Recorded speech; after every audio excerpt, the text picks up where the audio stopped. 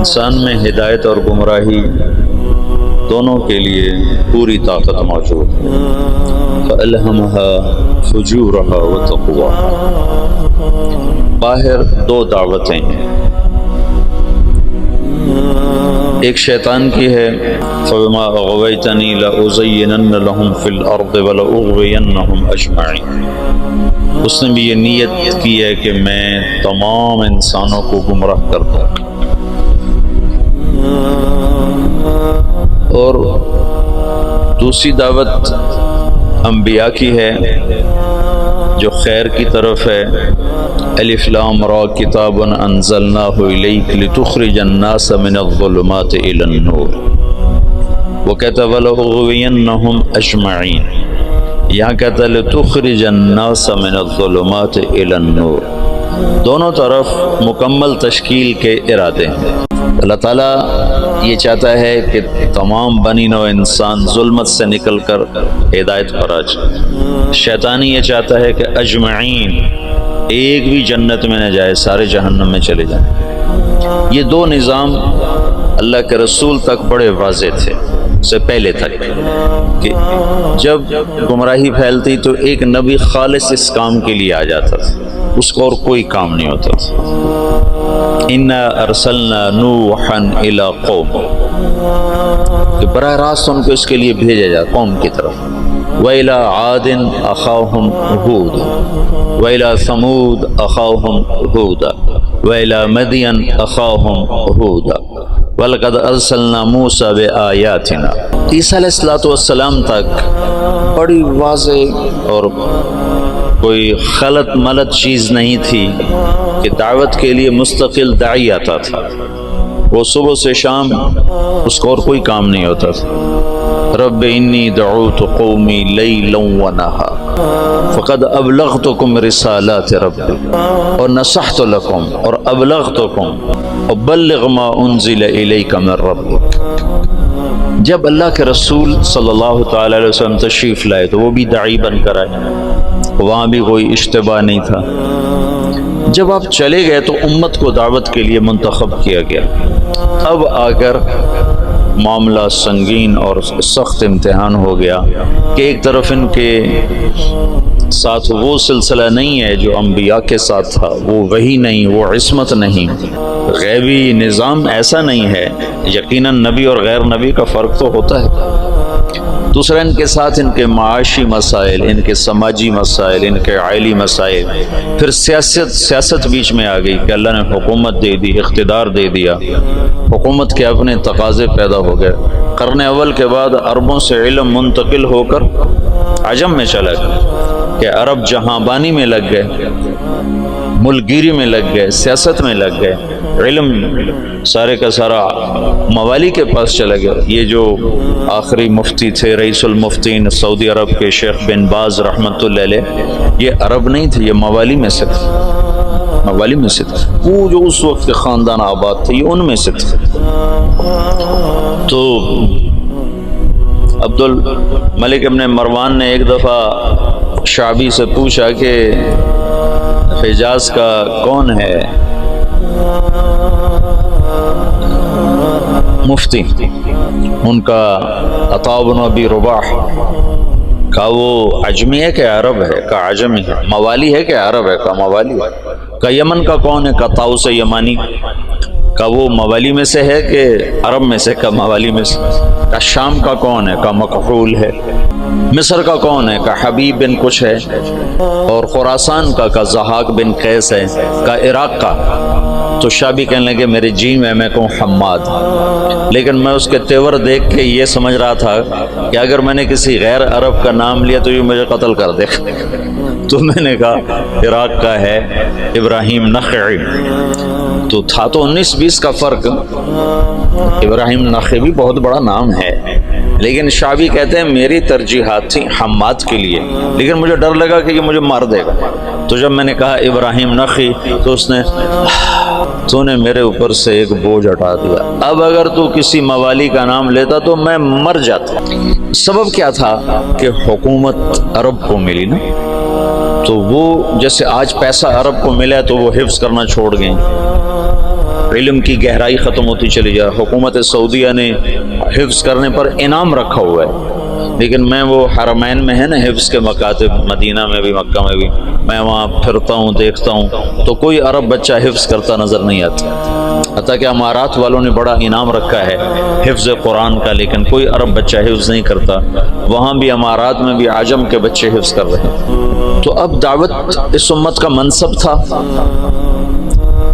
لِتَكُونُوا شُهَدَاءَ عَلَى النَّاسِ، سارے عالم کے انسانوں تک اللہ کا پیغام پہنچانا.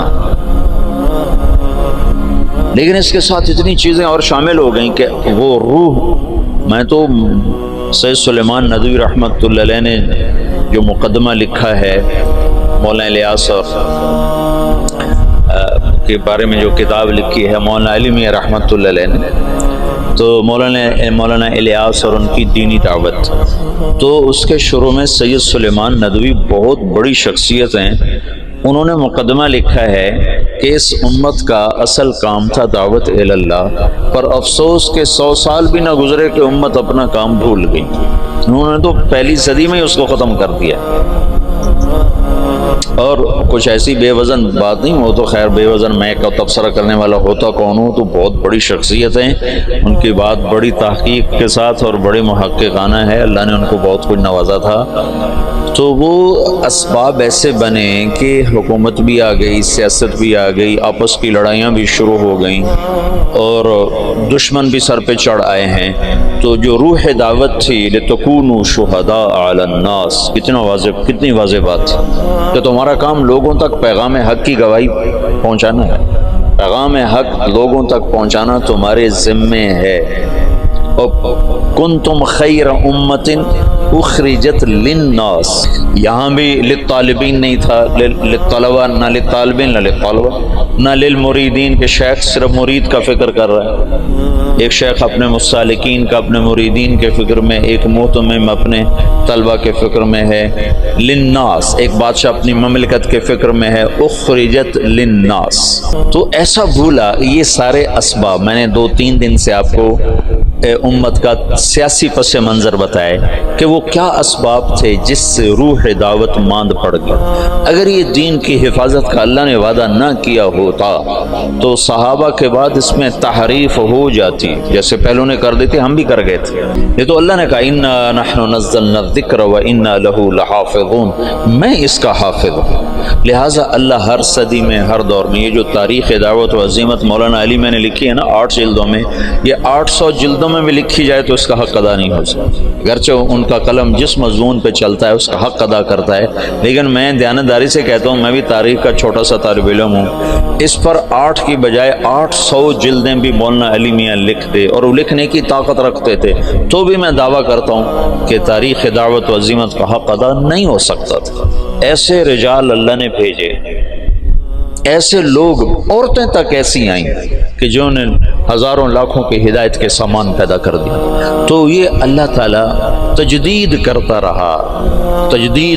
رہا کہ اسلام کو اللہ نے باقی رکھنا ہے جب تک سورج مغرب سے نہیں نکلتا. ہمیں کوئی مٹا نہیں سکتا، چونکہ اللہ نے اسلام کو باقی رکھنا ہے، اور اسلام کے باقی رہنے کے لیے مسلمان کا باقی رہنا ضروری ہے.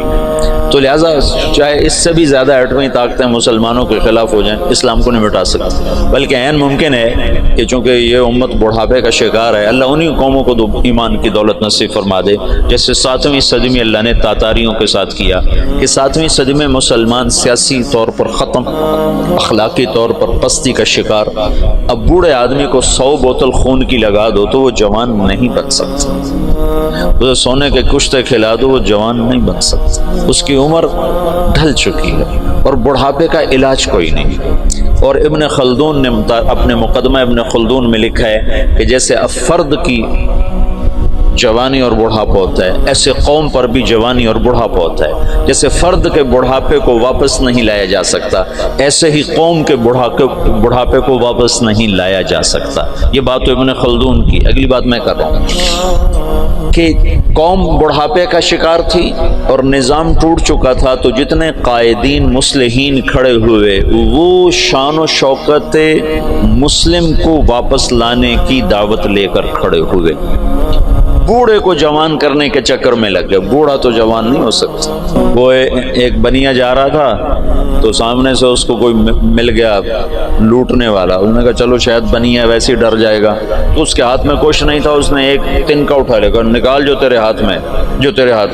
اس نے جیب سے ایک پیسہ نکال کے دے دیا, یہ لو. کہا میں تجھ سے سارے مانگ رہا ہوں, تو ایک پیسہ دے. کہنے لگا پہلے اپنا ہتھیار تو پہلے اپنے ہتھیار تو دیکھ لے. تو پچھلے 200 سال میں جتنی تحریکیں اٹھی ہیں وہ مسلمان میں جوانی لانے کے لیے نہیں اٹھی, بلکہ بوڑھوں پر جوانی والا نظام لانے کی محنت تھی. نظام واپس آئے, وہ شان و شوکت واپس آئے, وہ سیاسی طاقت واپس آئے, وہ حکومت واپس آئے. وہ نہیں ہو سکتا تھا, ناممکن تھا. شاہ عالم ثانی غلام قادر روہیلا کو جب وہ بچہ تھا تو اس کو عورتوں لڑکیوں کے لباس پہنا کے اپنے دربار میں نچواتا تھا. یہ لوگ نظام بدل سکتے تھے. جب غلام قادر روہیلا طاقت میں تو اس نے شاہ عالم ثانی کی آنکھیں نکلواتی. شاہ عالم ثانی مغلیہ خاندان کا بہادر شاہ سے پہلے آخری بادشاہ تھا جس پر انگریز نے دلی پر باقاعدہ قبضہ کر لیا, اور شاہ عالم ثانی صرف لال قلعے کا بادشاہ رہ گیا تھا, اور اس کے بعد بہادر شاہ ظفر, اور پھر بات ہی ختم ہو گئی. بڑھاپے کا علاج جوانی ہے, اور جوانی قوموں کی جوانی کیسے ہوتی ہے؟ قوموں کی جوانی کا ایک راستہ ہے. ایک فرد کی جوانی کا تو راستہ کوئی نہیں, لیکن قوموں کی جوانی کا ایک راستہ ہے کہ غیر قوموں کو اپنا ہم نوا بنایا جائے, غیر قوموں کو اسلام میں لایا جائے. پچھلی ساری صدیوں میں ایسا ہوتا رہا کہ منفرد دعات کی وجہ سے دعوت کبھی نہیں ختم ہوئی. ہاں, جو مولانا الیاس صاحب نے دعوت کو زندہ کیا وہ کرنے اول کی طرز پر زندہ کیا کہ ہر مسلمان یہ سمجھے کہ میں دین کا داعی ہوں, میرے ذمہ پوری دنیا میں اللہ کے دین کو پہنچانا ہے, چاہے میری جیب میں ایک پیسہ کوئی نہیں. یہ سوچ تو اجتماعی طور پہ ختم ہو گئی تھی. حضرت تھانوی رحمۃ اللہ علیہ جیسے فرمانے لگے یہ کیا گمراہی کی بات شروع کر دی مولوی الیاس. دین کی دعوت تو علماء کا کام, عوام کیا کریں گے؟ میں نے ایک دفعہ یہ دورے والوں کو کہا, میں نے کہا تأمرون بالمعروف وتنہون عن المنکر کا ترجمہ کرو. تو نے کہا تم بھلائیوں کی دعوت دیتے ہو, برائیوں کو مٹاتے ہو. کتنوں سے پوچھا, سب نے یہی ترجمہ کیا. میں نے کہا یہ المعروف جو لفظ ہے اس کا بھی کوئی مطلب ہے؟ یہ اس میں مفعول ہے, اور عرفہ سے یہ اس میں مفعول ہے, تو اس میں مفعول کا ترجمہ کرو. وہ کریں بھلائیوں کو پھیلاتے ہو, برائیوں کو مٹاتے ہو. تو میں نے کہا اس میں مفعول کا ترجمہ ہے جانی پہچانی چیز, جانی پہچانی چیز. بھلائی اور نیکی تو اس کا مرادی ترجمہ ہے. میں نے کہا اصل ترجمہ کرو. وہ کوئی ایک نہیں بولا. جو صرف شروحات اور کتابیں پڑھتے ہیں وہ ایسے پابند ہو جاتے ہیں, دائیں بائیں سوچنے کی صلاحیت ختم ہو جاتی ہے. اور منکر, ان کا منکر کہتے ہیں انجانی چیز کو, انجانی چیز کو. تم تأمرون بالمعروف, تم جانی پہچانی چیزوں کی دعوت دیتے ہو, وتنہون عن المنکر, اور انجان چیزوں سے تم منع کرتے ہو. اس کے ساتھ ایک آیت جوڑو, فَأَلْهَمَهَا فُجُورَهَا وَتَقْوَاهَا, کہ میں نے تیرے اندر نیکی اور بدی کا الہام کر دیا ہے. الہام سچ سچ ہے, اس کے لیے کسی شریعت سے دلیل کی ضرورت نہیں. ظلم ظلم ہے, اس کے لیے کسی شریعت سے دلیل کی ضرورت کوئی نہیں.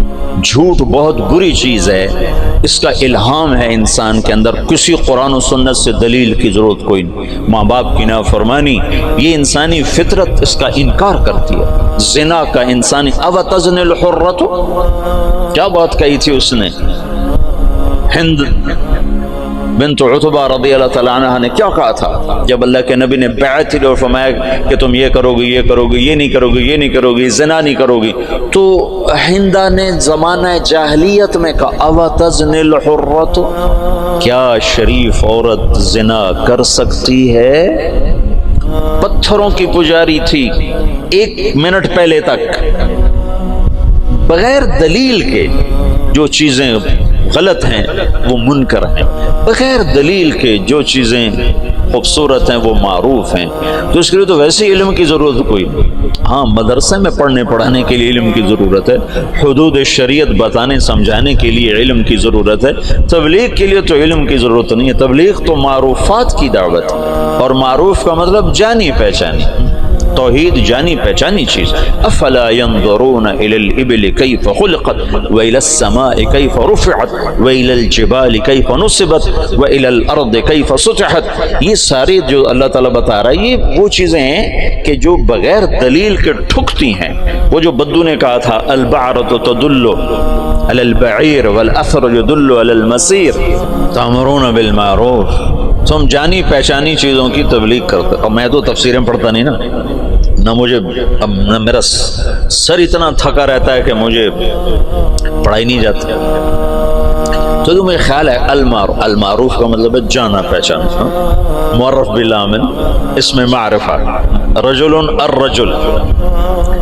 معروفات وہ عمل ہیں جس کو انسان عقلاً جانتا ہے. منکرات وہ عمل ہیں جن کو انسان عقلاً برا جانتا ہے. اس کے لیے تو کسی دلیل کسی حجت کی جی مجھے تو علم نہیں میں تبلیغ کیا کروں. تم یہ نہیں کہہ سکتے بھائی اللہ کی مان لے اللہ بہت بڑا ہے، اس کے لیے کیا علم چاہیے. بھائی اللہ کی نافرمانی نہ کر اللہ بہت بڑا ہے، اس کے لیے کیا علم چاہیے. بھائی اللہ کے رسول کی مان لے دونوں جہان کی کامیابی کا راستہ لے کر آئیں. اب دوزخ سے بچ جا جنت والا بن جا، یہ تبلیغ ہے. منکر دیکھتے او غلط یہ منکر کیا زبردست چیز ہے، یہ معروف ہے جس کے لیے ہمیں کسی دلیل کی ضرورت ہی نہ ہو. حلال حرام کے لیے دلائل چاہیے. تو یہ منکرات میں سے ہیں لیکن کھلے میں سے نہیں ہیں. یہ علم کی چیز ہے، یہ مدارس اس کے لیے بنائے گئے ہیں. اور دعوت تو ایک عام ہے. ان پڑھ میواتیوں نے عالم کو ہلا کے رکھ دیا. مولانا علی میاں تشریف فرما تھے رحمۃ اللہ علیہ. ایک میواتی اٹھا مولانا الیاس صاحب کے بیان سے، تو پیچھے بیٹھتے کہنے لگے میاں جی کیا سمجھے کہ کوئی یقین کی بات کر رہو. یقین اللہ پر یقین کو یقین کی بات کر رہو. یہ ان کا مخاطب تھا. تبلیغ کے لیے علم نہیں چاہیے، مدرسے کے لیے علم چاہیے. معروفات وہ ہیں جو ایک ان پڑھ بھی کہے ہاں واہ واہ کیا زبردست چیز. اور بے کی شروط اور بے فاسد بے باطل یہ تو سارے وہ منکرات ہیں جو بڑے چھپے ہوئے ہیں. ان کے لیے دلائل چاہیے. اور ماں باپ کی نافرمانی کھلا منکر. سر عام شراب پینا یورپ میں بھی برا سمجھا جاتا ہے. جہاں شراب کے بغیر وہ ایک پل نہیں زندہ رہ سکتے، وہاں بھی ایسے شراب پینا برا سمجھا جاتا ہے. کھلے عام کو شراب پینا. میں اتنا یورپ امریکہ پھرا ہوں، میں نے کسی کو سڑک پہ شراب پیتا نہیں دیکھا. پینے کی جگہ الگ ہیں ان کے ہاں جو زنا کا مفہوم ہے ان کے ہاں کہ کسی عورت سے زبردستی کر رہا ہوں. پورے یورپ میں کسی کو جرت نہیں کہ کسی عورت کو ہاتھ لگاتا. ننگی لڑکیاں پھر رہی ہوتی تو کسی کو جرت نہیں کہ ہاتھ لگاتا. تامرون بالمعروف، معروفات معروف اس میں مفعول نہ کہ نیکی ہے. عرف بھی اسی سے ہے عرف. تو دعوت اس امت کا فرض منصبی ہے. فرض منصبی یہ امت کے ہر فرد کے لیے ہے. لیکن سیاست، حکومت، گھر، معاشرت یہ چیزیں رکاوٹ بن کر آئیں. اور نبیوں جیسا انتخاب نہ تھا، وہ تو اور کوئی کام کر ہی نہیں سکتا. اس کو تو وہی آ رہی. داؤد علیہ السلام نے ایک دن مقرر کیا کہ میں اللہ کی عبادت کروں گا، کسی سے نہیں ملوں. بڑی اونچی دیواریں بنائیں، اندر بیٹھ گئے، بس اللہ اللہ کروں گا، کسی سے نہیں ملوں. ایک دن مقرر. پہلا دن تھا اور اذ تصور المحراب، 2 فرشتے انسانی شکل میں دیوار پلنگ کے اندر. ففزع منہم، داؤد علیہ السلام ڈر گئے. کس لیے کہ دیوار اتنی اونچی ہے کہ کوئی اس کو کود کر پار نہیں کر سکتا. دروازہ بند ہے، اور دیوار اتنی اونچی ہے کہ اس سے اوپر چڑھ کر کوئی آ نہیں سکتا. یہ کہاں سے آ گیا, یہ کون ہے؟ انہوں نے کہا لا تخف خصمان بغا بعضنا علی بعض, بھائی ہم دونوں میں جھگڑا ہو گیا, آپ مہربانی کرو ہمارا جھگڑا نمٹا. ان هذا اخی له 99 نعجة ولي نعجة واحدة فقال اكفلنيها وعزني في الخطاب. یہ جھگڑا تو ایک 5 سال کا بچہ بھی نہیں مٹا سکتا. تو وہ جو داؤد علیہ السلام سجدے میں گرے اور فاستغفر ربہ, اور وہ کس بات پر استغفار ہے؟ یہ اللہ کی تنبیہ تھی کہ داؤد تو نبی بن کر آیا ہے, تو عابد بن کر نہیں آیا. عبادت بعد میں ہے, دعوت پہلے ہے. یہ دن میں نے لوگوں کے لیے رکھا ہے, اور تو نے بندگی کرنی ہے تو رات کو کر. تو کسی سے نہیں ملنا چاہتا تو رات کا وقت اس کے لیے مقرر کر.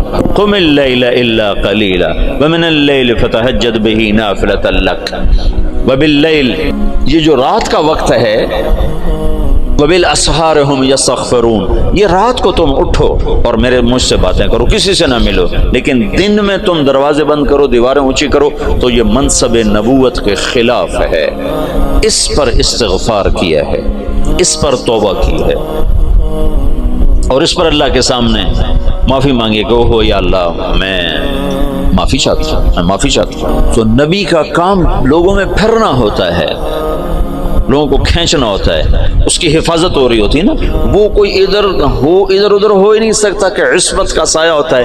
اب ہمارے ساتھ تو ایسا معاملہ تھا نہیں, اور پھر اس امت کو عروج ملا, 1000 برس کی حکومتیں ملی, ساری دنیا میں آدھی دنیا سے زیادہ انہوں نے حکومت کی, تو بہت سے عوامل جمع ہوتے گئے. اس کی میں نے تھوڑی تفصیل آپ کو بتائی تھی.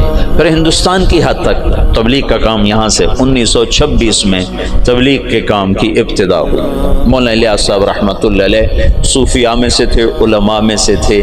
اگر وہ اسی طرز پر چلتے جو چل رہا تھا تو کوئی خانقاہ بناتے یا کوئی دارالعلوم بنا لیتے, نظام الدین میں کوئی دارالعلوم بنا لیتے, خانقاہ بنا لیتے. ہندوستان بر صغیر کے حالات اور اسلامی سلطنتوں سے قدر مختلف. یہاں پہلی صدی میں اسلام آ گیا, یہ ہندو علاقہ ہے. یہ جو سری لنکا ہے, یہاں عرب تاجروں کے ذریعے سے یمن سے جو آتے تھے بحری جہاز, ان کی تبلیغ سے یہاں اسلام آ گیا. اور یہاں کا جو راجہ تھا وہ تو مسلمان نہیں تھا, لیکن عوام الناس میں اسلام آ گیا. اور یہ جو ساتھ مالدیپ ہے, مالدیپ کوئی 2500 جزیروں کا ملک ہے. مالدیپ 2500 جزیروں کا ملک ہے, اور وہ جزیرے لمبے سے لمبا جزیرہ 11 کلومیٹر ہے, اس کا نام ہے مالے, اسی میں ان کا دارالحکومت ہے. باقی سارے جزیرے بس ایسے جیسے تمہارا مدرسہ ہے, اتنا ایک جزیرہ ہوگا, ایسے وہ چھوٹے چھوٹے جزائر پر ہے. عنبر وہاں بہت نکلتا ہے, اللہ نے ان کو رزق دیا ہوا ہے عنبر کے ذریعے سے. تو یہ ان جزائر سے ایک قافلہ جا رہا تھا. اس میں یہاں کچھ عرب قبائل آباد ہو گئے تھے, تو ایک قافلہ بحری جہاز پر سری لنکا کے بادشاہ نے تحفے تحائف ولید بن عبد الملک کو دی, ان سے دوستی لگانا چاہتا تھا. تو جب یہ کراچی کے قریب گزرا بحیرہ عرب سے, تو تیبل یہ دریائے سندھ کے کنارے تھا, یہ سندھ کا بہت بڑا شہر تھا اس وقت. تو وہاں سندھ کے ڈاکوؤں نے بحری جہاز پہ حملہ کیا اور قافلہ بھی لوٹ لیا, اور عورتوں کو بھی قید کر لیا, مردوں کو کچھ قتل ہو گئے. تو ایک عورت پکاری, یا للحجاج یا للحجاج یا للحجاج.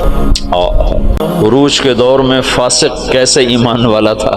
کچھ جو لوگ انہوں نے جو مال لوٹنے کے بعد کچھ لوگ چھوڑ دیے تھے, تو یہ لٹا پٹا قافلہ جب پہنچا عراق میں تو حجاج کو ملا, اور انہوں نے کہا کہ ایک بہن نے کہا تھا یا للحجاج, تو وہ کھڑا ہو گیا اپنے کرسی سے, کہ لبیک یا اخت الاسلام, لبیک یا اخت الاسلام, لبیک یا اخت الاسلام.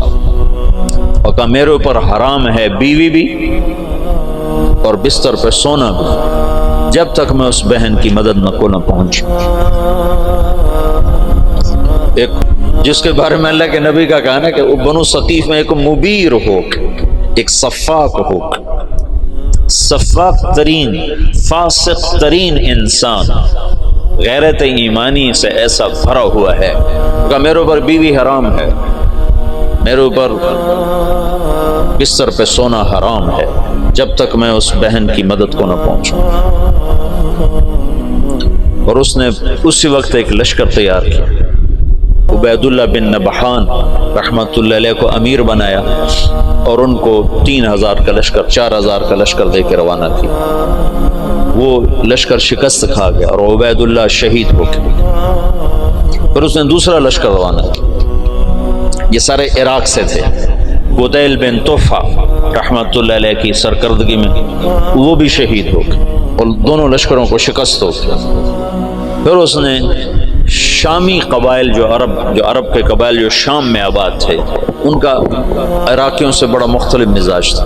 تو اس نے ولید بن عبد الملک سے اجازت چاہی کہ مجھے سندھ پہ حملے کے لیے شام سے لشکر اور میرا خزانہ ختم ہے، مجھے پیسے بھی دیں. تو ولید نے کہا میں یہ محاذ نہیں کھول سکتا، ابھی ترکستان میں محاذ کھلا ہوا ہے، شمالی افریقہ میں محاذ کھلا ہوا ہے، چین کی طرف محاذ کھلا ہوا ہے، میں چوتھا محاذ نہیں کھول سکتا. تو حجاج نے کہا جتنا پیسہ مجھے دو کے قرضہ ہے اور میں یہ دگنا کر کے بیت المال میں واپس کروں گا. تو شامیوں کا 4000 کا لشکر تیار اور اس کا اپنا سگا بھتیجا تھا محمد بن قاسم بن یوسف. حجاج بن یوسف اور محمد بن یوسف اور قاسم بن یوسف یہ 3 بھائی ہیں. ان میں محمد بن یوسف بھی حجاج جیسا ظالم تھا، یمن میں گورنر تھا، اور قاسم بہت شریف النفس تھے. ان کا بیٹا محمد 17 برس کی عمر، اور حجاج نے اپنی بیٹی زبیدہ اس کے نکاح میں دی ہوئی تھی، اس کو منتخب کیا اور اس کو 12000 کا لشکر دے کے روانہ کیا. اور باقی جو ساز و سامان تھا وہ سمندر کے ذریعے سے بھیجا جتنا باقی سامان تھا. اور ہر 3 دن کے بعد اس کے پاس خبر آتی تھی. اس نے ڈاک کا ایسا نظام بنایا کہ ہر 3 دن کے بعد خبر حجاج تک پہنچتی تھی. اس طرح راستے میں چوکیاں قائم کی اور پورے جنگ کا نقشہ حجاج بصرے میں بیٹھ کے خود کنٹرول کر رہا تھا. تو یہ بدھوں کا شہر تھا، جو دیبل تھا نا بدھوں کا. تو اس میں ایک بڑا وہ تھا ان کا معبد، اس کا گنبد تھا، اس کے اوپر ایک جھنڈا تھا. تو ان کا یہ عقیدہ تھا جب تک یہ جھنڈا نہیں گرتا اس سے شہر کو شکست نہیں ہو سکتی. تو مسلمانوں نے زور لگا لیا. حجاج بن یوسف نے ایک توپ بھیجی تھی، توپ منجنیق پتھر پھینکنے والی. وہ اتنی بڑی تھی اس کو 500 آدمی کھینچتے تھے. تو اس کو بحری جہاز پہ بھیجا تھا. تو وہ نصب تھی اور توپ اس گنبد پہ نشانہ نہیں فٹ ہو رہا تھا. 10 دن 12 دن 15 دن گزر گئے، گولے جاتے تھے گنبد پہ نہیں لگتے تھے. تو دیبل والے اور جوش سے لڑتے تھے. تو حجاج بن یوسف نے وہاں سے خط لکھا کہ اس توپ کا زاویہ 1 درجہ نیچے کر کے فائر کرو، 1 درجہ نیچے کر کے. اور محمد بن قاسم اس دن خود توپ پر آئے. ان کا آج میں خود پھینکوں گا. تو محمد بن قاسم نے خود اس دن پتھر تو رکھنے والے بہت سے لوگ ہوتے تھے، پھر اس نے خود اس کو کھینچ کے جو پھینکا تو پہلا ہی پتھر جا کے جھنڈے پہ لگا اور گنبد پہ لگا اور گنبد ٹوٹا. تو شہر والوں نے ہتھیار پھینک دیے. یہ 92 ہجری کی بات بتا رہا ہوں، 90 ہجری کی بات بتا رہا ہوں. 90 ہجری میں اسلام کا پہلا داخلہ ہے فاتحانہ. ویسے تو سرندیپ یہ ہندوستان کا حصہ تھا، سری لنکا ہندوستان کا حصہ تھا، اور وہاں دعوت پھیل چکی تھی، وہاں اسلام پھیل چکا تھا دعوت کے ذریعے. لیکن فاتحانہ انداز میں جو مسلمان بر صغیر میں داخل ہوئے ہیں تو محمد بن قاسم رحمۃ اللہ علیہ اس کا ذریعہ بنے اور دیبل فتح ہوا ہے. راجہ داہر اس وقت وہ پورے سندھ کا بادشاہ، پورا ہندوستان 2 حصوں میں تقسیم تھا، ہند اور سندھ. سندھ یہ نہیں جو آج ہے، یہ سندھ بمبئی تک تھا، یہ سندھ بمبئی تک اور دیپال پور تک اور ادھر سے بمبئی تک، یہ ایک پورا علاقہ تھا. باقی ہند الگ علاقہ تھا. راجہ داہر اس سارے کا بادشاہ تھا. راجہ داہر ایک دفعہ بیٹھا تھا تو ایک نجومی آیا، تو اس کی بہن بھی ساتھ بیٹھی تھی. تو اس کی بہن نے اپنا ہاتھ دکھا دیا نجومی کو کہ میرا ہاتھ دیکھو. نجومی نے کہا یہ لڑکی آئندہ سندھ کے بادشاہ کی بیوی بنے گی. تو راجہ داہر تو پریشان ہو گیا، یہ میرے گھر میں میرا دشمن پیدا ہو رہا ہے۔ تو سب نے وزیر کو بلایا، کہنے لگا نجومی نے کہا ہے کہ یہ میری جو بہن ہے یہ سندھ کے بادشاہ کی بیگم بنے گی۔ تو وزیر نے کہا تو خود شادی کر لے، قصہ ہی ختم۔ بے غیرت مجھے کروائے گا، ساری دنیا کیا کہے گی بہن سے شادی کر لی۔ تو وزیر چپ ہو گیا، اس نے ایک بکری لے کر اس پر مٹی مل دی، مٹی کی تہ پہلے اس پر اچھی طرح لگائی، پھر اس کے اوپر باریک مٹی ڈالی، پھر اس پر پھول کے بیج ڈالے اور اس کو ہلکا ہلکا پانی لگوانا شروع کیا۔ تو اس کے پشت کے اوپر پھول ہی پھول ہو گئے۔ تو اس نے وہ بکری ایک نوکر کو دی کہ جاؤ اسے بازار کا چکر لگواؤ۔ میں چکر لگوایا تو سارا شہر اکٹھا ہو گیا، بکری کے اوپر پھول، بکری کے اوپر پھول، سب حیران پریشان۔ اگلا دن کا پھر چکر لگاؤ، پھر لوگ اکٹھے ہو گئے، اگلا دن پھر چکر لگاؤ، پھر تھوڑے ہو گئے، پھر چوتھے دن اور تھوڑے ہو گئے، 5 دن اور، 6 دن اور، 7ویں دن کوئی بھی دیکھنے نہیں آیا۔ تو وہ بکری لے کر طاہر کے پاس آ گیا، کہنے لگا اس بکری میں تیری کہانی لکھی ہوئی ہے۔ وہ کیسے؟ تب پہلے زیادہ لوگ تمہیں گالیاں دیں گے، پھر اسے تھوڑے گالیاں دیں گے، پھر اسے تھوڑے گالیاں دیں گے، پھر ایک دن چپ کر جائیں گے، تو اسے شادی کر لی۔ اس بکری سے اس نے اس کو دلیل سمجھائی، تو اس کم بخت نے حکومت کے لالچ میں اپنی بہن سے شادی کر لی۔ حالانکہ ہندو بھی بڑے غیور، بڑے غیرت والے، یہ راجپوتوں کی تاریخ ہے، بہت غیور لوگ ہوتے تھے۔ یہ تو آپس کی لڑائیوں کی وجہ سے بے وقوفی کی حد تک آپس میں لڑتے تھے، تو غیروں کو ان پر چھا جانے کا موقع اس وجہ سے ملتا تھا۔ تو وہ اس نے اپنی بہن سے شادی کر لی۔ جب محمد بن قاسم حملہ آور ہوا تو راجہ داہر سندھ، بمبئی، دیبال پور تک کا حکمران تھا۔ تو روہڑی کے قریب ان دونوں لشکروں کی پھر جنگ ہوئی۔ تو اس سے پہلے محمد بن قاسم نے لکھا حجاج بن یوسف کو کہ سارا سندھ اکٹھا ہو چکا ہے اور میرے ساتھ صرف 12,000، تو اپنی مدد کے لیے لشکر بھیجو۔ تو فاسق اور صفاق کا خط سن، حجاج کا خط ہے، یہ ابھی دریائے سندھ کے پار تھے، ادھر راجہ داہر کے لشکر، ادھر محمد بن قاسم کا لشکر۔ تو حجاج کا خط ہے کہ اللہ کے رسول کا فرمان ہے 12,000 کو کمی کی وجہ سے شکست نہیں ہو سکتی، اور تم 12,000، لہذا تمہیں اس وجہ سے شکست نہیں ہو سکتی کہ تم تھوڑے۔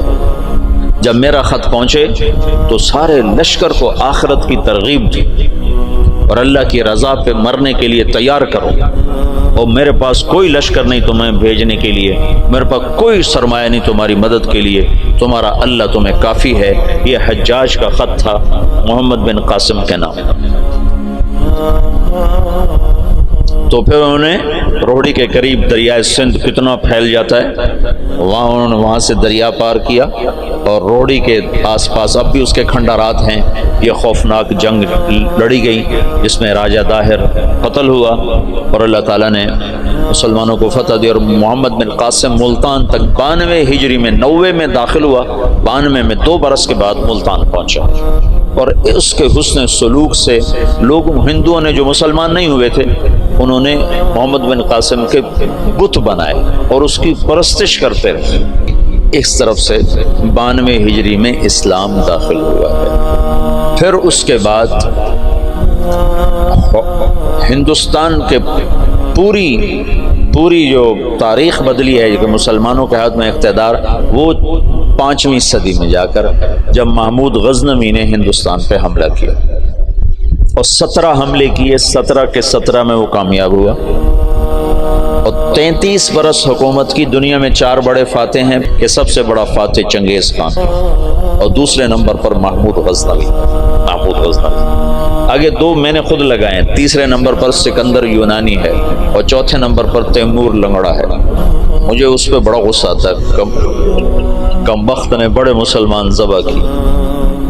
میں حیران ہوں تفتہ زانی کیسے اس کے ساتھ رہتا تھا، تو ایسا صفاق کم بخت تھا۔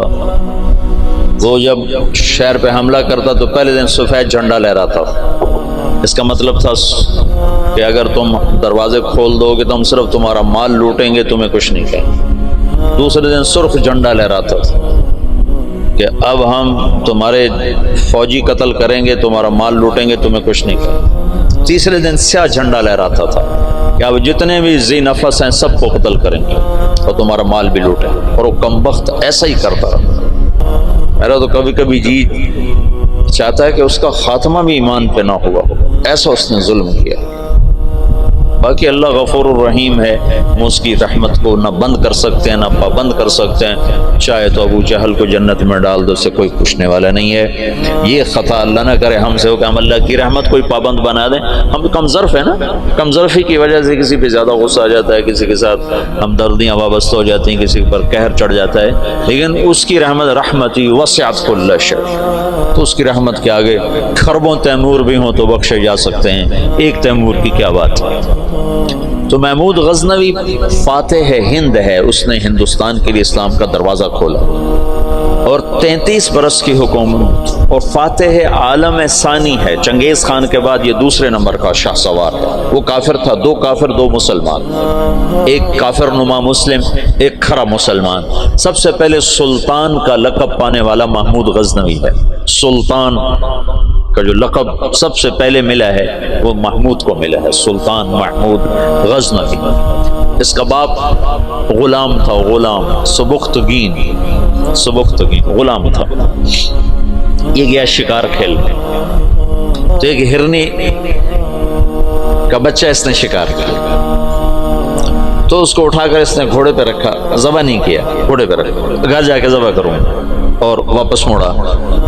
ایسے اس کے پیچھے نظر پڑی تو اس نے دیکھا وہ اس بچے کی ماں اس کے پیچھے پیچھے آ رہی تھی، تو اس نے اس کو دیکھا تو اسے ترس آیا، تو اس نے بچے کو چھوڑ دیا۔ تو بچہ جا کے ماں سے جو ملا تو ہرنی نے تشکرانہ یوں سبکتگین کے آگے یوں سر جھکایا کہ تیری بڑی مہربانی۔ رات کو سبکتگین نے خواب دیکھا کہ تو نے مخلوق پہ رحم کیا، اس کے سلے میں اللہ نے تیری اولاد کے لیے بادشاہی کا فیصلہ کر دیا۔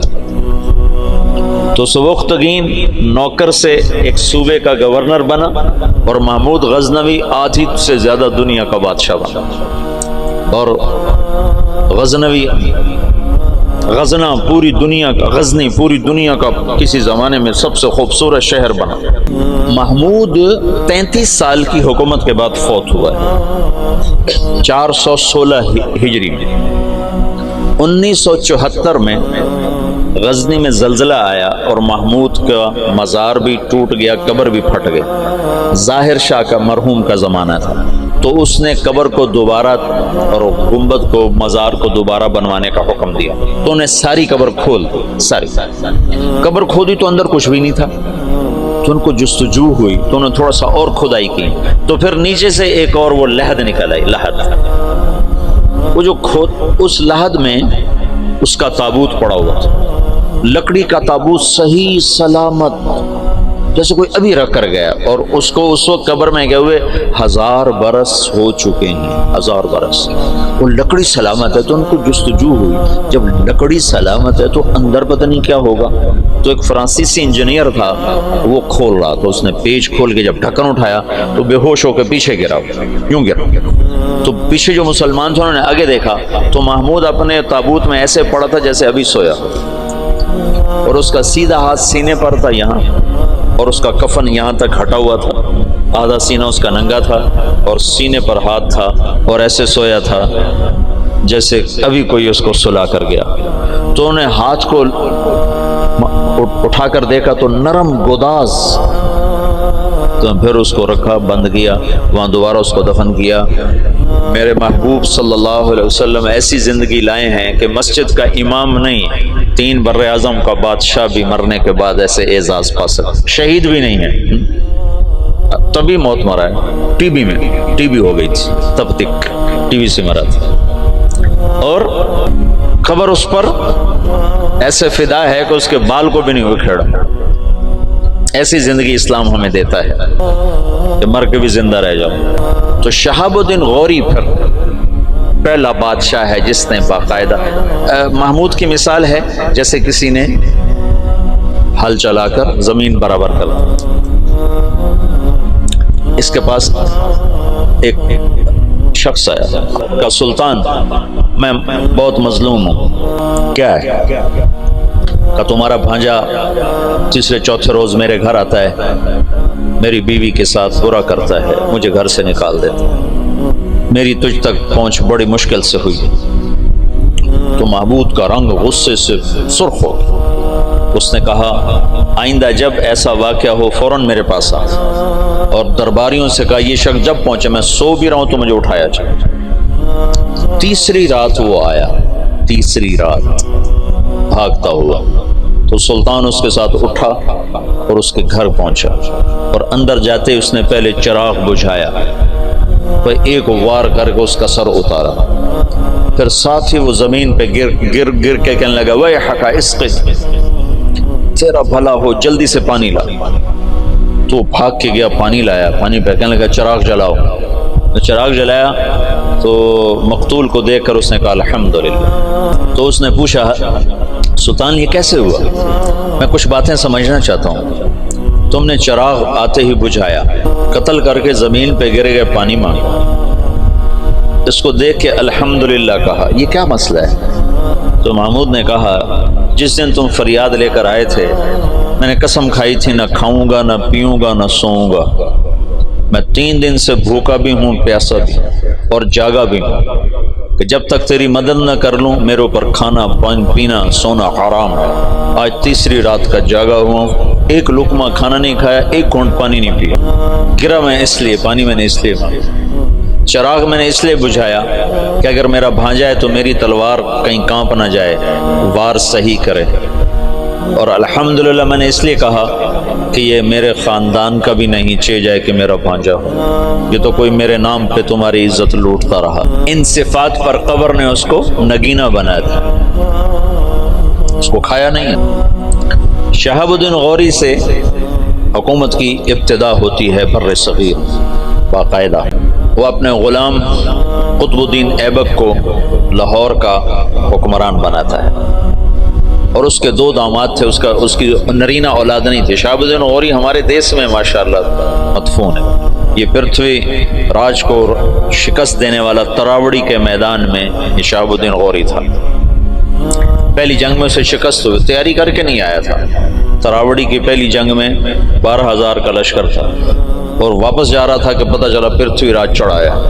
تو سب سرداروں نے کہا واپس چلیں، ہماری تیاری نہیں۔ انہوں نے کہا موت سے گھبرا کے جانا مسلمان کا شیوا، لڑ گیا تھا، اس میں پھر شکست کھائی، پھر یہ واپس نہیں ہو رہا تھا، یہ لڑتے لڑتے اپنے گھوڑے سے گرا، تو پیچھے سے ایک ترک سردار نے چھلانگ لگائی اور اس کو ایک ہاتھ سے سنبھالا، اور اس کے گھوڑے کو دوسرے ہاتھ سے سنبھالا، اور لشکر سے اس کو نکال کے باہر لے گیا، تب جا کے اس کی جان بچی۔ پھر دوسری جنگ میں وہ 1 سال تک بستر پہ نہیں سویا، بیوی کے پاس نہیں گیا، پورا سال اس نے تیاری کی، اور پھر تراوڑی کے میدان میں اس نے پرتھوی راجپوت چوہان، اس کے 2 داماد تھے، ایک شمس الدین، ایک ناصر الدین۔ ناصر الدین کو اس نے ملتان کی حکومت دی، شمس الدین کو پھر اس نے دلی کی، اور قطب الدین ایبک کو لاہور کی۔ اس میں شمس الدین پھر بہت عالم نکلا۔ قطب الدین ایبک بہت سمجھدار تھا، لیکن 4 سال کی حکومت کرنے کے بعد اس کا انتقال ہو گیا۔ وہ یہ پولو کھیلتا تھا، پولو، یہ گھوڑے کا، تو گھوڑے سے گرا اور مر گیا۔ انارکلی کے پچھلی طرف اس کا مزار ہوتا تھا، انارکلی جانا ہوتا تھا، 60 کی دہائی میں پڑھتا تھا، تو سارے محلے کا کوڑا کرکٹ اس کی قبر پہ پڑا ہوتا تھا، اور عبرت کا نشان ہوتا تھا۔ پھر ضیاء الحق مرحوم نے یہ نیکی کا کام کیا، اس نے وہ سارا محلہ صاف کروا کے چاروں طرف کے مکان خرید کر اس کی قبر پر ایک بڑا خوبصورت اس نے مزار بھی بنایا، ساتھ آنے جانے کی جگہ بھی بنائی۔ تو اس طرح یہاں اسلامی سلطنت کی بنیاد۔ التمش نے 5 دفعہ چنگیزیوں کو شکست دی، 5 دفعہ، اور ان کے چنے چبوا دیے۔ پھر صلاح الدین خلجی نے، تو خاندان غلامہ ختم ہوا، خاندان غلامہ کے بعد سادات آئے۔ خاندان غلامہ کے دور میں تیمور کا حملہ ہوا، پھر وہ جاتے ہوئے سادات کو حکمران بنا دیا، ان سے پٹھانوں نے حکومت حاصل کی، ان سے مغلوں نے حکومت حاصل کی۔ ابراہیم لودھی کو شکست دی بابر نے پانی پت کے میدان۔ بابر بڑا دلیر آدمی، بڑا عجب بادشاہ گزرا ہے، تھوڑی عمر میں مر گیا، 42 سال کی عمر میں مر گیا، پر اس کی عجب زندگی. یہاں مغلیہ سلطنت کی داغ بیل پڑی، بڑی مضبوط اسلام دوست، سوائے اکبر کے کہ وہ گمراہ ہوا تو علماء کی وجہ سے. وہ خود ان پڑھ تھا، دین کو جانتا نہیں تھا، تو جو درباری علماء تھے ان کی وجہ سے وہ دین سے متنفر ہوا کہ وہ آپس میں اس بات پہ اس کے اکبر کے سامنے لڑ پڑتے تھے کہ یہ کرسی پر میں بیٹھوں گا، بادشاہ کے برابر میں بیٹھوں. وہ کہتا میں بیٹھوں، وہ کہتا دائیں میں بیٹھوں گا، بائیں تم بیٹھو. وہ کہتا نہیں تم ادھر بیٹھو میں ادھر بیٹھوں گا، ادھر میں بیٹھوں گا ادھر تم بیٹھو. ان چیزوں سے وہ ایسا خود ان پڑھ تھا. کیونکہ ہمایوں کو جب شکست ہوئی، شیر شاہ سوری نے اسے شکست دی. شیر شاہ سوری پٹھان تھا، تو کچھ عرصہ بیچ میں پٹھانوں کی حکومت آئی اور ایسی حکومت کر گیا شیر شاہ سوری کہ انگریزوں نے بھی شیر شاہ سوری کے اصول پر اپنی حکومت کے نظام بنائے تھے. ایسی خوبصورت حکومت کر کے گیا شیر شاہ سوری. بالکل غریب سا تھا، ایک سپاہی سے اللہ تعالیٰ نے اس کو یہ بہار، صوبہ بہار میں یہ پیدا ہوا تھا. تو اس نے بڑے چکر سے حکومت حاصل کی. اس نے اپنا ایک جتھا بنا لیا. اب اس کو ضرورت تھی کوئی شہر میرے قبضے میں ہو، تو اس نے وہاں بہار کے ہندو راجا سے کہا کہ مہاراج میں مغلوں سے لڑنے جا رہا ہوں، میرے پاس ہے خزانہ بہت سارا، میں چاہتا ہوں آپ کے پاس امانت رکھ دوں، جب میں آؤں گا تو آپ سے لے لوں گا. وہ ہندو مہاراج تو جو تھا وہ تو الٹی چھلانگیں لگانے لگا. کہا جی میرے پاس 500 صندوق ہے شرفیوں کے بھرے ہوئے. وہ 5 بھی ہوتے تو پورے ہندوستان کا خرچہ کافی تھا. جب اس نے کہا 500 تو اس کی تو رال ٹپک پڑے. ان کا مہاراج میرے جیسا دیانتدار تمہیں پورے ہندوستان میں نہیں ملے گا، تم لے آؤ، میں بڑی حفاظت کروں گا، جب تم آ جاؤ گے تو تمہیں دوں گا، تم مر گئے تمہاری اولاد کو دوں گا. ان کا بس مہاراج میں یہی چاہتا ہوں. اس نے اس میں سپاہی چھپا دی، ہر صندوق میں سپاہی چھپا دی، ریڑیوں پہ لدوا کے اس نے قلعے کے اندر بھجوا دی. جب وہ اندر پہنچے تو وہ جو ریڑیاں لے جا رہے تھے انہیں جا کے کنڈے کھول دیے. وہ باہر نکلے اور انہوں نے منٹوں میں قلعہ فتح کر لیا. تو یوں شیر شاہ سوری ایک سپاہی سے بادشاہ بننے کی طرف اس کا قدم اٹھا. پھر اس نے 6 سال حکومت کی، پر وہ کام کیے جو لوگ 100 سال میں بھی نہیں کر سکتے. میرے گاؤں کے آگے جو سڑک ہے اب پکی ہے، یہ شیر شاہ سوری نے بنوائی تھی، ملتان سے لے کر لاہور تک. اس کو شیر شاہ سوری روڈ کہتے تھے. پہلے زمانے میں سڑکیں دریاؤں کے ساتھ ساتھ چلتی ہیں تاکہ مسافروں کو پانی ملتا رہے. تو دریائے راوی کے ساتھ ساتھ یہ سڑک چلتی. اس وقت دریائے راوی زندہ تھا، آباد تھا، اب تو مرمرا گیا بیچارہ. تو وہ ہمارے ساتھ بہتا تھا دریائے راوی. تو لمبا دریائے راوی کے بالکل کنارے کے اوپر تھا. جتنے بڑے اور مشہور شہر ہیں اگر آپ دیکھو گے تاریخ میں تو وہ بڑے دریاؤں کے کناروں پر ہوتے تھے کہ پانی کا بڑا وسیلہ دریا ہوتا تھا. ایسے کنویں اور ایسے نلکے ٹیوب ویل تو ہوتے نہیں تھے، تو دریاؤں سے پانی حاصل کیا جاتا تھا. تو شیر شاہ سوری نے ہمایوں کو شکست دی تو یہ وہاں سے بھاگا اور عمر کوٹ، یہ جو سندھ میں ہے عمر کوٹ، یہاں پہنچا تھا. تو یہاں اکبر پیدا ہوا. پھر ہمایوں نے اس کو بیوی کے ساتھ کابل بھیج دیا، خود وہ ایران چلا گیا، ہجرت کر گیا. پھر ایران سے شیعہ بادشاہ کی مدد سے وہ واپس دوبارہ ہندوستان آیا. شیر شاہ سوری کی اولاد اتنی قابل نہیں تھے، اتنے سمجھدار نہیں تھے، تو وہ شکست کھا گئے. پھر دوبارہ اللہ نے مغلیہ سلطنت کو اقتدار بخشا. تو اکبر 12 سال کی عمر میں بادشاہ بن گیا. نہ علم کی صحبت، نہ علماء کی صحبت. آگے درباری علماء ملے جنہوں نے اس کا بیڑا غرق کر کے رکھ دیا. تو اس نے دین الہی ایجاد کر دیا جس کے لیے مجدد الفسانی رحمۃ اللہ علیہ کو اللہ نے استعمال فرمایا بغیر مناظرے کے. یہ مناظرے کام خراب کرتے ہیں. مولانا محمد قاسم نانوتوی رحمۃ اللہ علیہ ہمارے سب کے بڑے ہیں جنہوں نے دیوبند کی بنیاد رکھی. وہ مناظرے سے نفرت فرماتے تھے، کبھی کسی سے مناظرہ نہیں کیا، کبھی کسی سے. صرف بہت اصرار پر ایک دفعہ ایک تحریر شیعہ کے خلاف لکھی، بس جس پر مسلمان کا نام آتا تھا اس سے مناظرہ نہیں کرتے تھے. حالانکہ وہ ایسے مناظر تھے کہ وہ آریاؤں سے اور عیسائیوں سے، غیر مسلموں سے بادشاہ تھے مناظر کے. رحمت اللہ کرانوی صاحب رحمت اللہ علیہ، مولانا رحمت اللہ کرانوی، اگر یہ لوگ نہ ہوتے تو بر صغیر اندلس ہوتا، اسپین ہوتا. یہ تو لوگ آ گئے تھے. مجھے کل پرسوں تمہارے استاد شیخ رمضی نے بتایا کہ بور عقیبہ نے زیتونیہ مدرسہ کیسے بند کیا. کہا اللہ علماء دیوبند کو جزائے خیر دے جو چٹائی پہ راضی ہو اور چوپڑی روٹی کے دھوکے میں نہیں آئے. حبیب بور عقیبہ نے علماء کو چوپڑی روٹی کھلا دی اور پیسے پہ ان کو کھینچ لیا. جب وہ کھینچے تو پھر ہر کو سب کچھ چلا گیا. اور یہاں کے علماء بکے نہیں، بھوکے پیٹ پہ پتھر باندھ کے.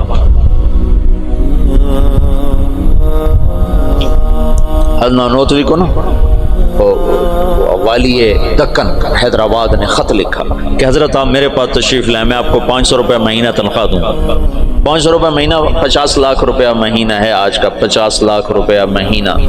تو حضرت نانوتوی نے خط لکھا کہ میں دیوبند میں پڑھاتا ہوں، میری 5 روپے تنخواہ ہے، 2 روپے میں مدرسے میں چندہ دے دیتا ہوں، تو 2 روپے میں میرے میاں بیوی کا بخوبی گزارا ہو جاتا ہے، اور 5واں روپیہ مجھے سارے مہینے پریشان کرتا ہے کہ اس کا کیا کروں. تو 500 کو لے کے کیا کروں گا، 500 کو لے کے کیا کروں گا.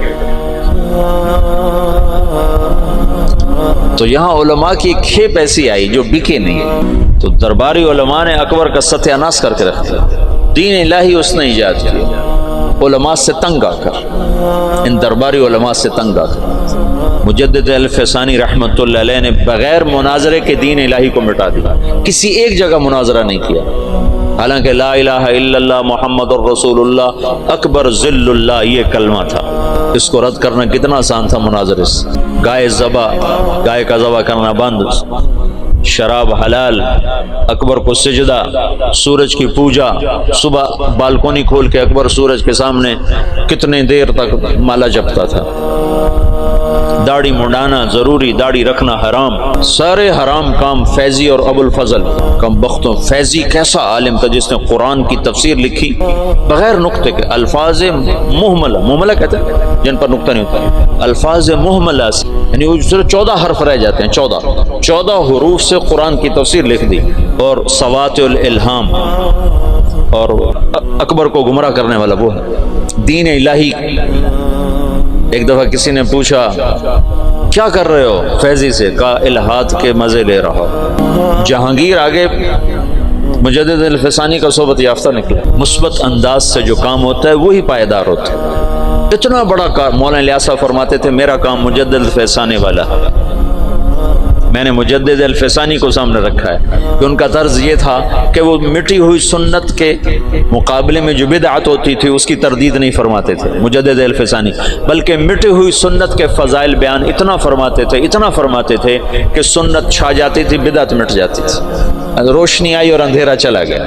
یہ تھا اندھیرے کے جانے کے لیے کوئی حجت اور دلیل تو نہیں ہوتی، سورج کے آنے کی دیر ہوتی ہے اندھیرا چلا جاتا ہے. بغیر مناظرے کے دین الہی کو مٹا دیا. ابو الفضل زندہ کی کھال کھچوا دی شیخو پورے میں. یہ جو شیخو پورہ ہے نا یہ جہانگیر کے نام پر ہے. جہانگیر بڑی منتوں سے ملا تھا.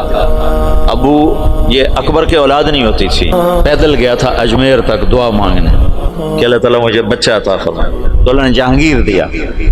اس کی نخلنیت جہانگیر بہت نیک متقی بادشاہ، اس کا یہی بہت بڑا احسان ہے کہ اس نے دین الہی کو ختم کیا. تو یہ شیخو پورہ جہانگیر نے آباد کیا تھا. اکبر اپنے بیٹے جہانگیر کو شیخو کہا کرتا تھا پیار سے، شیخو بابا شیخو بابا.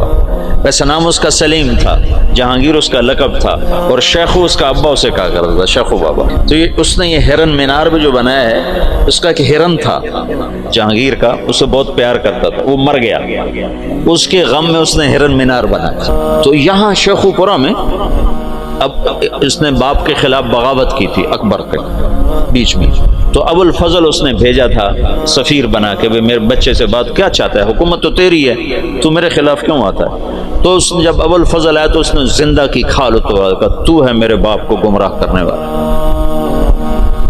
زندہ کی کھال اتروائی تھی اس نے. اکبر نے کہا شیخو بابا میں تو ذبح شدہ بکری کی کھال نہیں اترتے دیکھ سکتا، تو نے میرے یار کی کھال ہی زندہ اتار. کہا بابا یہ تیرا یار نہیں، یہ تیرا سب سے بڑا دشمن جس نے تجھے اس دین اسلام سے برگشتہ کر دیا. چنانچہ آخری 5 سال میں اکبر طائب ہو گیا تھا. اور تجھ کے جہانگیری جو جہانگیر کی سوانح ہے اس میں جہانگیر نے لکھا ہے کہ آخری وقت میں بابا نے صدر جہاں کو بلوایا جو مفتی دلی تھے اور ان سے فرمایا کہ میرے سرانے بیٹھ جاؤ سورہ یاسین پڑھ. تو صدر جہاں نے سورہ یاسین پڑھنی شروع کی اور میرے باپ نے سننا شروع کیا. پھر آہستہ سے کلمہ پڑھا اور روح پرواز کر گیا. تو مجدد الفسانی رحمۃ اللہ علیہ نے بغیر مناظرے کے اتنے بڑے فتنے کو دبا دیا. یہ آج کل کے بیچارے کیا مناظروں کے ذریعے سے فتنوں کو دبا سکتے ہو. تو فتنوں کو ہوا دینے والی چیز. سنو، اعتراض کا جواب نہیں ہوتا، سوال کا جواب ہوتا ہے. سن رہے ہو؟ اعتراض کا جواب نہیں ہے. انتم خیر ام عبد اللہ. عتبہ بن ربیعہ کہہ رہا ہے انا اعلمکم بالشعر والسحر والکہانہ، مجھے بھیجو میں محمد سے بات کرتا ہوں. تو وہ آ کر کہتا ہے یا محمد انت خیر ام عبد اللہ. تو اللہ کے نبی چپ. انت خیر ام عبد المطلب. اللہ کا نبی چپ. کہ آنے والا سائل نہیں ہے، آنے والا معترض ہے. معترض کا جواب نہیں ہوتا. اعتراض کا جواب دیں گے وہ کوئی اور ڈال دیں گے، پھر آپ اس کا جواب وہ کوئی اور ڈال دیں گے. یہ تو کہانی ایسے دیکھتے نا، جواب در جواب در جواب در جواب، اس کی کوئی انتہا ہے؟ وہ لمبی بات کرتا رہا، آپ خاموش رہے. جب وہ خاموش ہو گیا تو آپ نے کسی ایک بات کا جواب نہیں دیا. ایک بات کا عتبہ میرے پاس جو ہے وہ میں تمہیں سنا دیتا ہوں. حامیم والکتاب المبین انا انزلناہ قرآنا عربیا. حامیم والکتاب المبین قرآنا عربیا لقوم یعلمون بشیرا ونذیرا فاعذر اکثرهم فهم لا یسمعون وقالوا قلوبنا فی اکنۃ مما تدعونا الیہ سے لے کر فإن اعرضوا فقل انذرتکم صاعقۃ مثل صاعقۃ عاد وثمود، یہاں تک قرآن پڑھ کے سنا دے. ایک بات کا جواب نہیں. حضرت تھانوی رحمۃ اللہ علیہ نے فرمایا بہت سے فتنے اس لیے فتنے بن گئے کہ علماء نے اس کا جواب دینا شروع کر دیا. اگر جواب نہ دیتے تو اپنی موت آپ مر جاتے. یہ تحفۃ العلماء کی تمہیں سنا. مجدد الفسانی رحمۃ اللہ علیہ نے اتنے بڑے فتنے کو مٹایا بغیر جواب، بغیر مناظرے. سبحان اللہ، عجب بندہ تھا. اور نقش بندی سلسلے کے بادشاہ، جس کے آخری بادشاہ مولانا خان محمد صاحب دنیا سے تشریف لے اور تو دنیا اندھیر ہو گئی، بستی اجڑ گئی. ان اللہ لا ينتظر علم انتزاعا ہے نا، بل يقبضه بقبض العلم.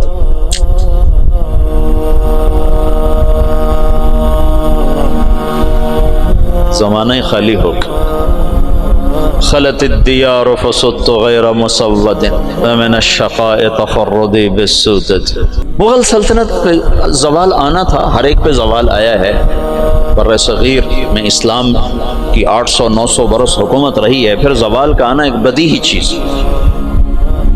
جہانگیر کے سر میں درد تھا. دیکھو جب صلیبی جنگیں ہوئی ہیں نا 12ویں صدی میں، یعنی صدی عیسوی میں، اور اس میں مکمل شکست ہوئی تو یورپ کی سوچ بدل گئی. جیسے 1945 میں جب جاپان پہ بم گرایا امریکہ نے، ہیروشیما ناگاساکی، تو ان کا صدر تھا ہیرو ہیٹو. اس نے کہا اب ہم ان سے علم کے میدان میں جنگ لڑیں گے، ہم ہتھیار کی جنگ ہار گئے. تو اس نے اپنی نسل کو اٹھا کے یورپ بھیجا، امریکہ بھیجا، انہیں اعلیٰ تعلیم دلوائی. پھر ان کے ذریعے سے ساری ٹیکنالوجی کا جاپانی زبان میں ترجمہ کروایا، پھر اس پہ لگایا. آج وہ اتنا بڑا عفریت بنا ہے کہ امریکہ اس کے سامنے بلی کی طرح بن چکا ہے. مغرب نے سوچا کہ ہم ان کو میدان میں شکست نہیں دے سکتے، تو انہیں اپنے علم کو اپنا میدان بنایا. جہانگیر کے سر میں درد ہے، آرام نہیں آ رہا. اب طب یونانی میں کوئی ایسی دوائی نہیں کہ سر درد اور فوری آرام آ جائے، کوئی ایسی. تو انگریز جو تھے وہ انہوں نے کالونیاں بنا لی تھی تھوڑی تھوڑی تجارت کے لیے ہے. تو ان کے خواب و خیال میں بھی نہیں تھا کہ مغل سلطنت سے ہم ٹکر لینے والے ہیں. تو ایک انگریز ڈاکٹر تھا، اس نے اس کو گولی پیش کی کہ جناب آپ یہ کھائیں. 15 منٹ کے بعد جہانگیر کا درد دور ہو گیا. کہا تم کیا بلا کھلائی ہے مجھے؟ وہ سر درد کا مجھے کہا مانگ کیا مانگتا ہے؟ تو کم وقت ایسے سیانے تھے، اپنے لیے کچھ نہیں مانگے. کہا میری قوم کو تجارت کی باقاعدہ اجازت تھی. انہوں نے کہا اجازت. شاہ جہان کے دور میں لوگوں نے بھانپا کہ یہ تو خطرناک لوگ ہیں، تو اس کو کہا کہ ان کو نکال دیا جائے. انہوں نے کہا یہ کیا پدی کا شور، بھائی ہمارا کیا بگاڑ سکتا. زوال و عروج و زوال ساتھ ساتھ چلتے ہیں.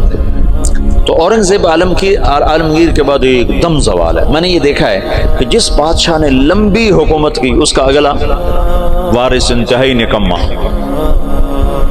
سلیمان اعظم کہلاتا ہے. سلیمان اعظم جو سلاطین عثمان ہیں، یہ ترکی کے جو میں نے تغرل کی کہانی سنائی تھی نا آپ کو، عثمان سے عثمانی، اس میں سلیمان کو کہتے ہیں سلیمان اعظم.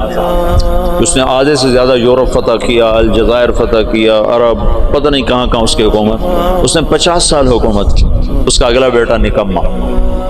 ادھر 50 سال اورنگزیب نے حکومت کی، اگلا بیٹا نکما ترین معظم انتہا. اور 25 سال وہ دارالحکومت سے غائب رہا. جہاں یہ اس کی بڑی سیاسی غلطی تھی کہ 25 برس دارالحکومت سے باہر گزار دکنی ریاستوں کے خلاف لڑتے تو پیچھے سازشوں سے پک گیا. چلو باقی انشاءاللہ پھر کل